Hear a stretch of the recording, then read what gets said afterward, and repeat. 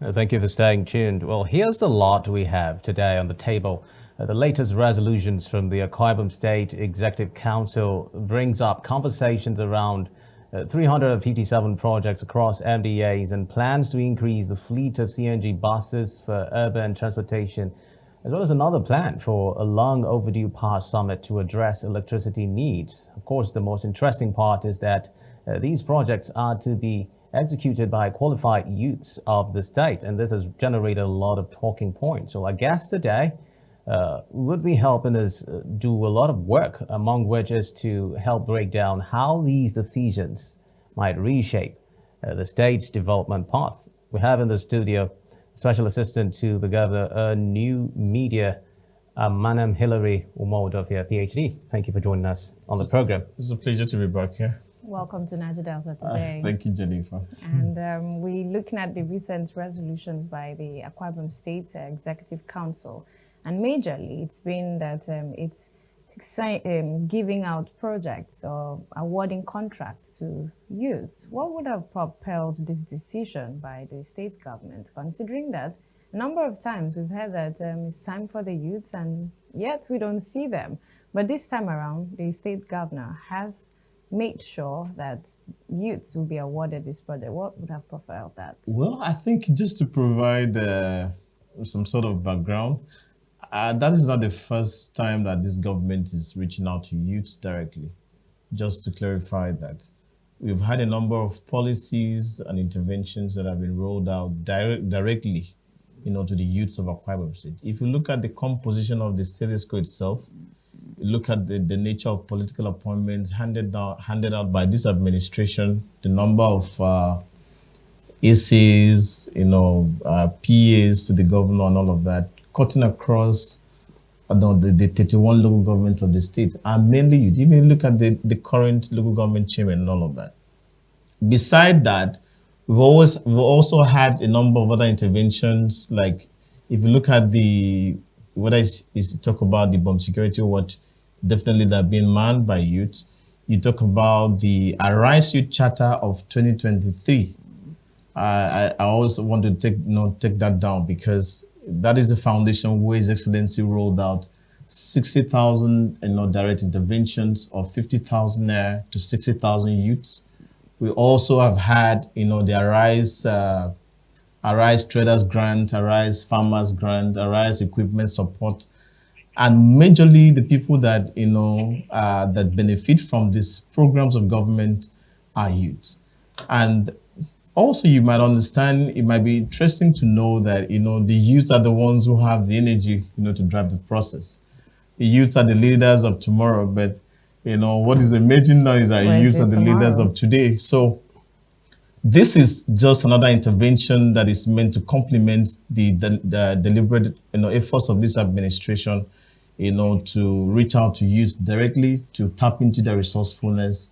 And also you look at the process, that preceded the selection, that everybody must definitely register on the portal. So it is not a matter of anybody knowing anybody.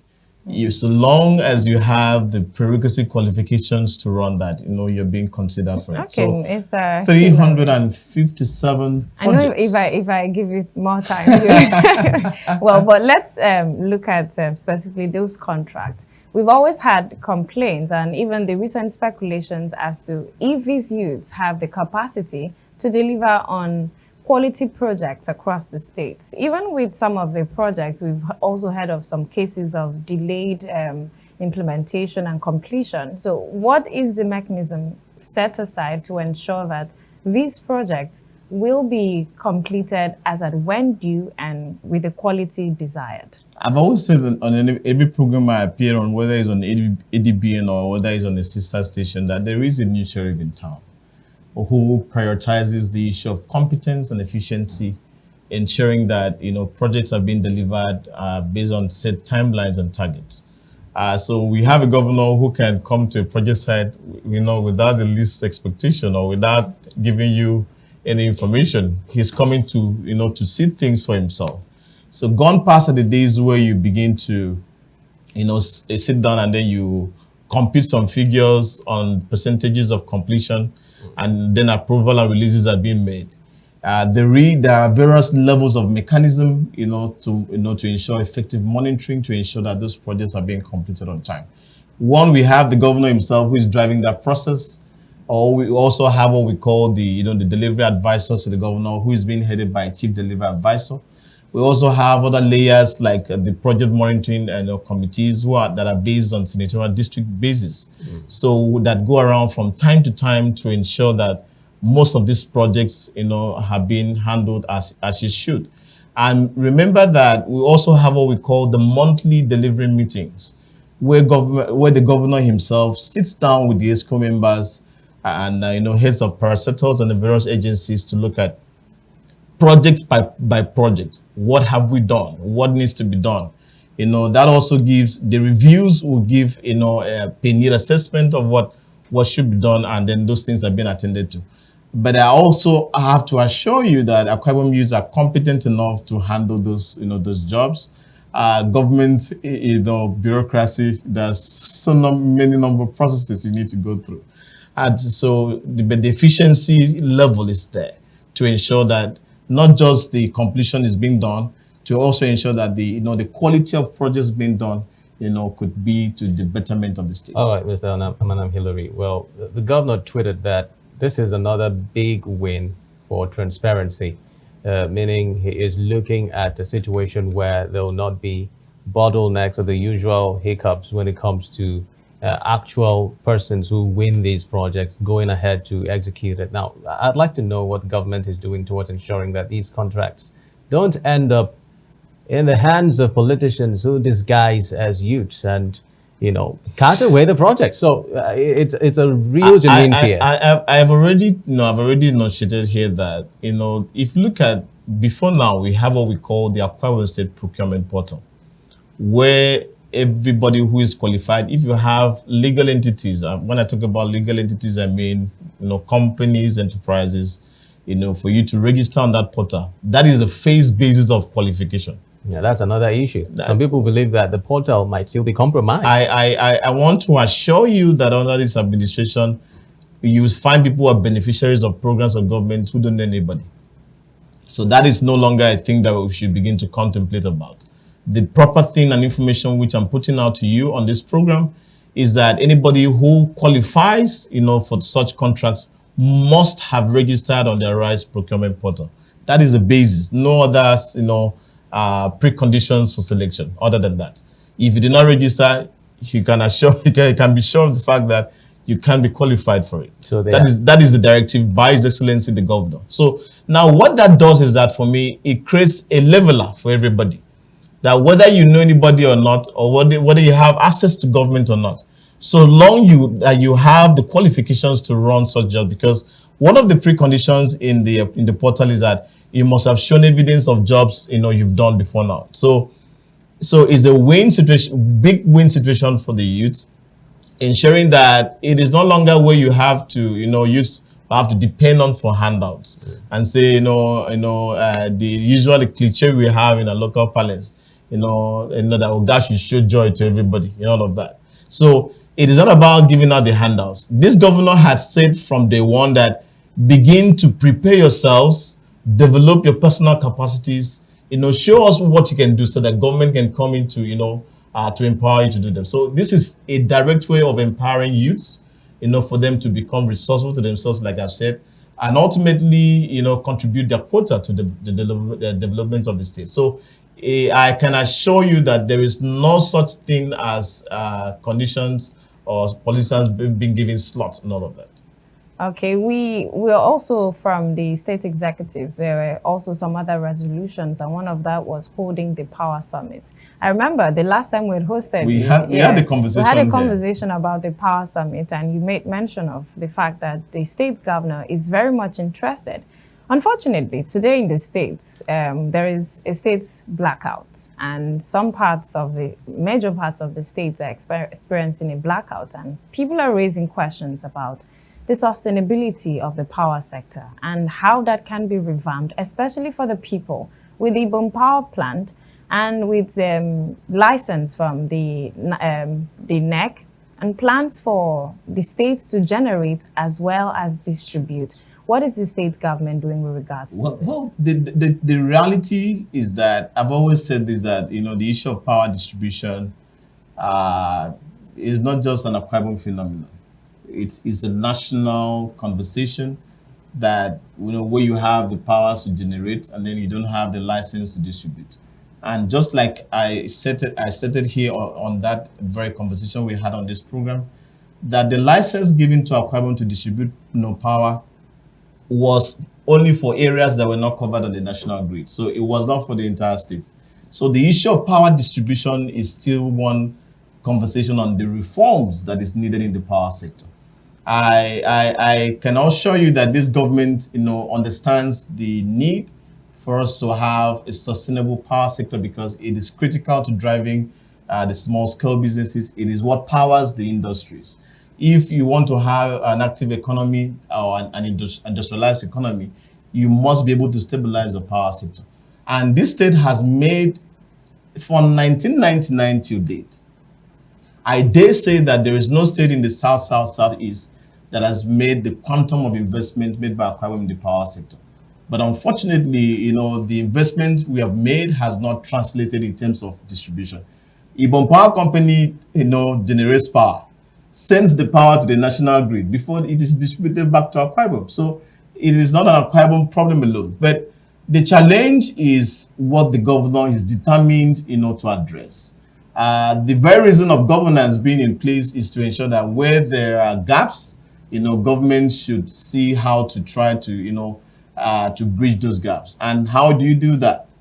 You hold conversations with the key drivers of the sector. You hold conversations with the stakeholders, and whether private investors, to see how to do that.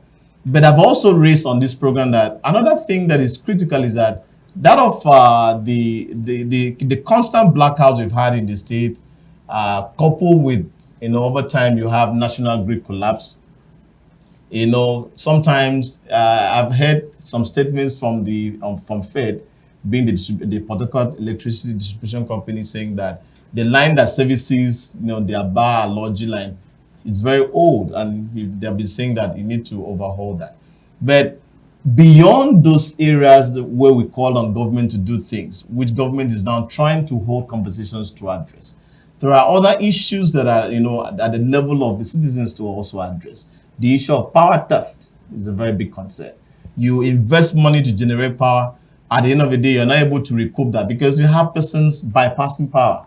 You also have the issue of vandalism, which is very, very serious. I was quite sad on Tuesday when I was, I think, a section of the state, and I discovered that the low tension cables of a certain part for about almost 10 kilometers was removed. And in some instances, you find out that people go as far as, they hit the pole for the pole to fall down, and then they destroy the concrete so that they can extract the iron rods to sell them. And how much do they sell them? For penny. Other ones, you have instances where the transformers are outrightly vandalized. That of my local government over the weekend was that, somebody could have the guts, to go to a transformer that is servicing a substation transformer, vandalize it, destroy the cables, and wanted to go and sell. And so it was in the process that he wanted to sell that we arrested the culprits. Why am I saying that? Is that at the basis of the citizens, that there's also a lot to do in terms of protecting the facilities that we have within our localities. But this administration is determined, to resolve the issue of the power sector. All right, Mr. Amanamhillary. Well, the Power Summit was supposed to have held earlier. Sometime in March. Yes. And I'd like us to go a little bit into the nitty-gritties that this Power Summit hopes at achieving, especially when we look at the real power concerns that Akwa Ibomites are grappling with. It's a national thing indeed, but then Akwa Ibom State is, of course, rising up to the occasion towards ensuring that it is able to give its citizens that level playing field and the kind of life that they hope to have. Do you think that this Power Summit will address those crucial questions that are on the minds of every average Nigerian? I've always said that, I just said some minutes ago that what government seeks to do at every point is to know the gaps that exist, and see how to, bridge those gaps. And one way you can have that is when you can have that, there are certain moments that you can have honest conversations without trying to sugarcoat things and say things the way they are. And I'm happy that, not in a closed door meeting, the governor once said in a press pally, he says, don't come and tell us what does not exist or try to paint a picture of what it is not. Tell us the way it is. Akwa Ibom people deserve to know the truth. And so I'm optimistic that if the governor is not convinced that this summit will address some of those challenges, I don't think he will approve it. Being that he's somebody who is very frugal with resources, you will hear that the governor is not making releases and all of that. Not that the governor is not making releases, but he ensures that whatever release he makes must be to the good and benefit of of all Akwa Ibomites, not to any section of the state. So he has done his assessment, has done his maybe done some level of review inwardly, and I believe so much that he has also held conversations with some of his appointees in the power sector, driving the power sector, and they have maybe convinced him that this is the right way to go, and the government is convinced that this is the right path to go. And I've always also told you here on this program that when I talked about the fact that this government has been empowering entrepreneurs. So this government also knows that for the entrepreneurs, for them to survive and do well in their various businesses, they need power to sustain them. Well, we also look at issues on the sustainability of this plan.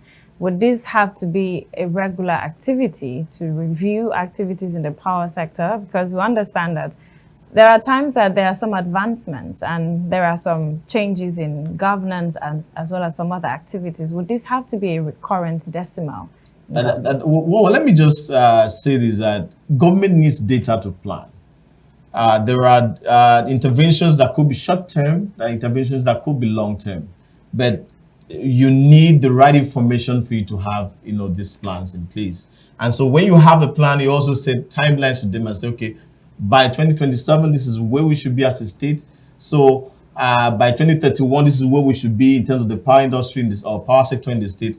And so having an action plan, automatically addresses the issue of sustainability, so that whoever comes into office by 2031 or whatever year, you know that there is an action plan. And most of the things we enjoy in as a state today, look at the master plan done by His Excellency Victor Tai.